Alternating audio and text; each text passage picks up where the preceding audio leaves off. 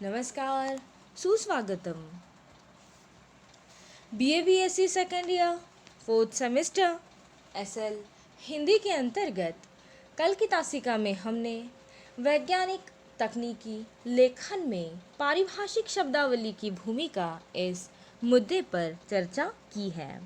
आज हम वैज्ञानिक तकनीकी सामग्री के अनुवाद की ओर बढ़ेंगे। उससे पहले अनुवाद का स्वरूप एवं तात्पर्य के विषय में चर्चा करना भी अति अनिवार्य है। वद धातु में अनु उपसर्ग लगाने से अनुवाद शब्द बना है। वद का अर्थ है बोलना और अनु से तात्पर्य है साथ साथ या पीछे, अर्थात पुनः कथन। अनुवाद का प्रचलित अर्थ एक भाषा से दूसरी भाषा में अर्थ रूपांतरण की क्रिया तक ही सीमित है। अनुवाद आज व्यक्ति की सामाजिक आवश्यकता बन गया है। भारत के साथ साथ सारे विश्व में भी अनुवाद संप्रेषण माध्यम के रूप में अपना योगदान दे रहा है। समान भाषी समुदाय में परस्पर विचार विमर्श के लिए भाषा का व्यवहार किया जाता है, किंतु दो भिन्न भाषी समुदायों के बीच विचारों के आदान प्रदान के लिए अनुवाद की ही सहायता लेनी पड़ती है। आधुनिक युग में जहाँ ज्ञान विज्ञान के नए नए क्षेत्र खुल रहे हैं, कंप्यूटर टेक्नोलॉजी की होड़ सी लगी हुई है, वहाँ अनुवाद की महत्ता भी स्वयं सिद्ध होने लगी है। अनेक भारतीय तथा पाश्चात्य विद्वानों ने अनुवाद को परिभाषित करने का प्रयास किया है। अनुवाद की परिभाषा को व्यक्त करते हुए कहा जा सकता है कि एक भाषा में व्यक्त विचारों को यथासंभव समान और सहज अभिव्यक्ति द्वारा किसी दूसरी भाषा में व्यक्त करने का प्रयास ही अनुवाद है। अर्थात किसी एक भाषा में व्यक्त विचारों को जहाँ तक संभव हो सके समान और सहज अभिव्यक्ति के माध्यम से किसी दूसरी भाषा में ले जाना ही अनुवाद है। अनुवाद में दो भाषाएं महत्वपूर्ण हैं। नंबर 1 स्रोत भाषा तथा नंबर 2 लक्ष्य भाषा। स्रोत भाषा अर्थात जिस भाषा की सामग्री का अनुवाद करना है, और लक्ष्य भाषा अर्थात जिस भाषा में अनुवाद करना है। इस अनुवाद की एक विशिष्ट प्रक्रिया है, अर्थात अनुवाद कार्य में अनुवादक का संबंध जिन दो भाषाओं से होता है, उन दोनों भाषाओं के साथ अनुवादक को अनुवाद करते समय एक विशिष्ट प्रक्रिया से गुजरना होता है। इस विशिष्ट प्रविधि को या प्रक्रिया को ही अनुवाद प्रक्रिया कहा जाता है। अलग अलग विद्वानों ने अनुवाद प्रक्रिया के अलग अलग चरण या फिर सोपान स्वीकार किए हैं। इन सभी विद्वानों के मतों का आकलन करने के बाद समग्र रूप से अनुवाद प्रक्रिया के कुल 7 सोपान या 7 चरण स्वीकार किए गए हैं, जिनमें पहला चरण है पाठ चयन। अनुवाद प्रक्रिया का पहला और महत्वपूर्ण चरण है पाठ चयन। इसमें अनुवादक उस पाठ का चयन करता है, उस रचना का चयन करता है, उस सामग्री का चयन करता है जिसका उसे अनुवाद करना है। पाठ चयन करते समय अनुवादक अपनी रुचि, पूर्व ज्ञान तथा अनुभव आदि के अनुकूल ही इस पाठ का चयन करता है। पाठ चयन यह अनुवाद प्रक्रिया का वह चरण है जिस पर अनुवाद की सफलता असफलता की नींव निर्भर करती है। इसीलिए पाठ चयन अनुवादक के लिए विशेष महत्वपूर्ण है। दूसरा चरण है पाठ पठन।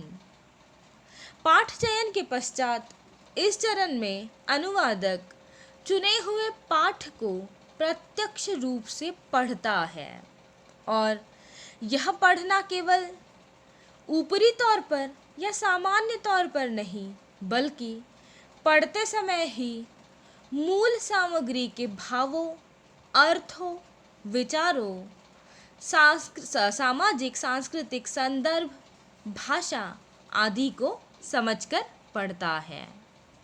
मूल सामग्री में आए शब्दों, संदर्भों के अर्थ जानने के लिए वह विभिन्न शब्दकोशों की सहायता ले सकता है। सफल अनुवाद के लिए यह अनिवार्य है कि अनुवादक मूल पाठ का अध्ययन करे और उसका बोधनात्मक पठन करने के पश्चात ही अनुवाद करे।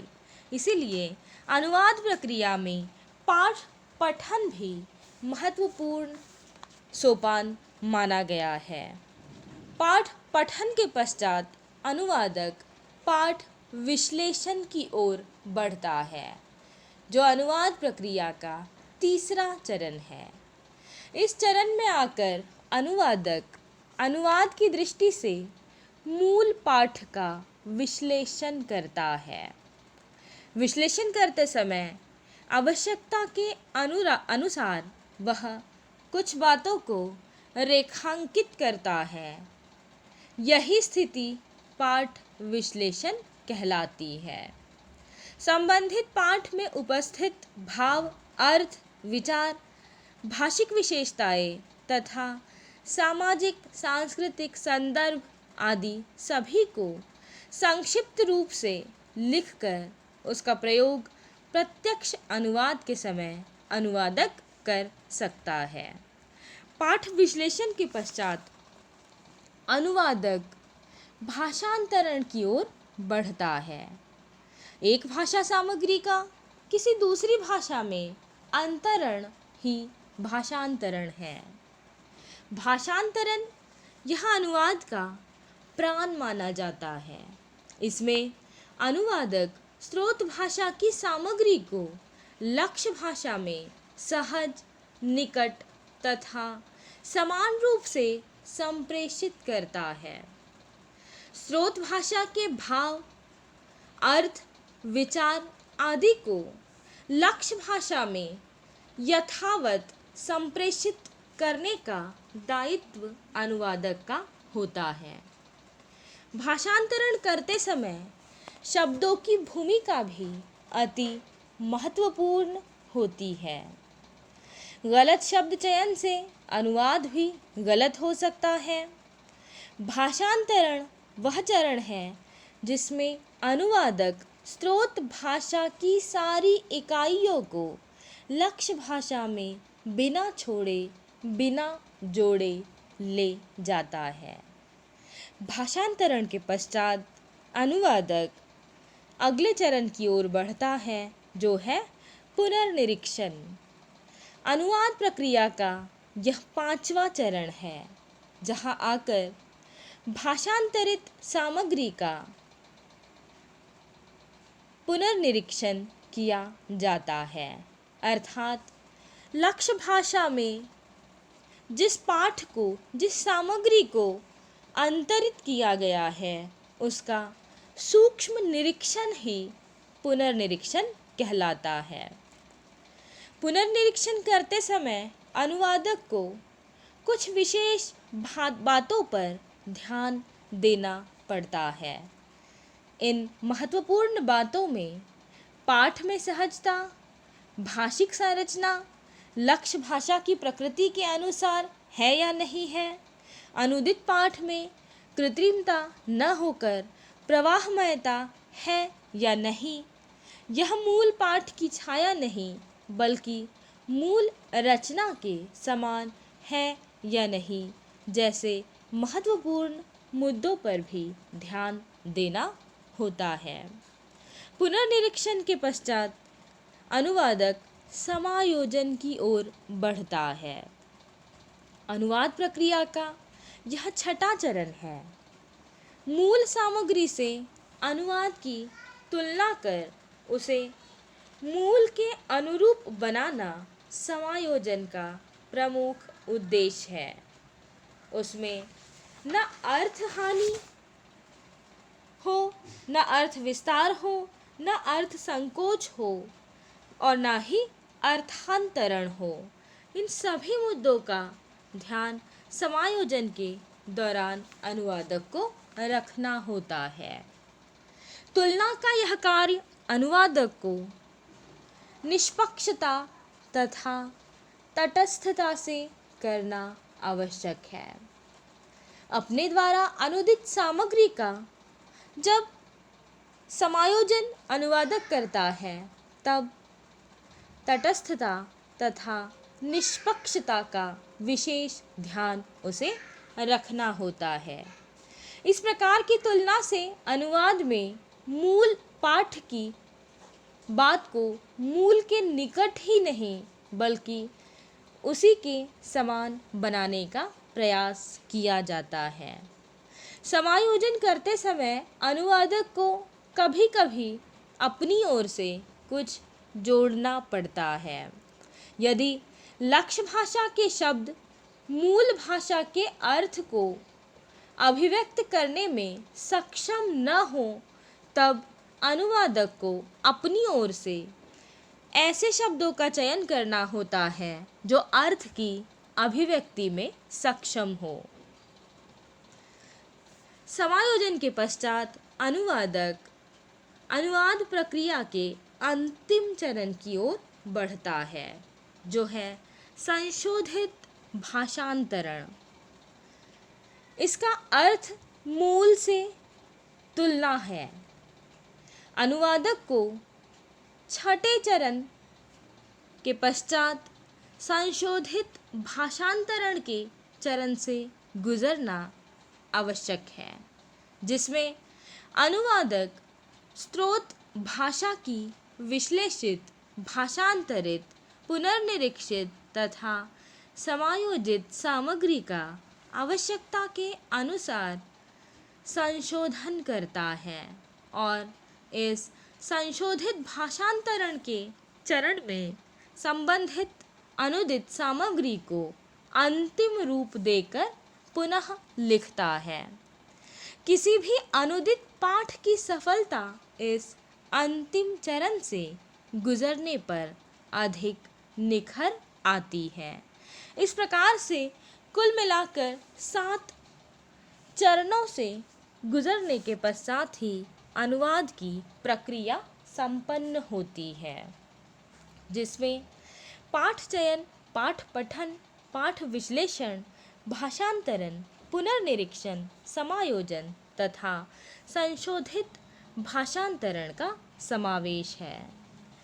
इन विभिन्न चरणों से गुजरते समय अनुवादक को विशेष लक्ष्य केंद्रित करना होता है।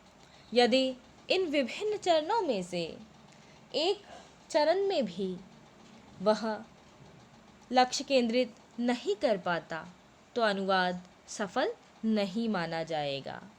कहने का तात्पर्य ये है कि इन विभिन्न चरणों से गुजरने के पश्चात ही कोई भी अनुवादक किसी सामग्री का सफलतम अनुवाद कर सकता है। कल की तासिका में हम वैज्ञानिक तकनीकी सामग्री के अनुवाद की ओर बढ़ेंगे। आज निश्चित रूप से आप सभी को अनुवाद तथा अनुवाद की प्रक्रिया आदि के संबंध में जानकारी प्राप्त हुई है। कल की तासिका में हम मुख्य रूप से वैज्ञानिक तथा तकनीकी अनुवाद की ओर बढ़ेंगे। धन्यवाद।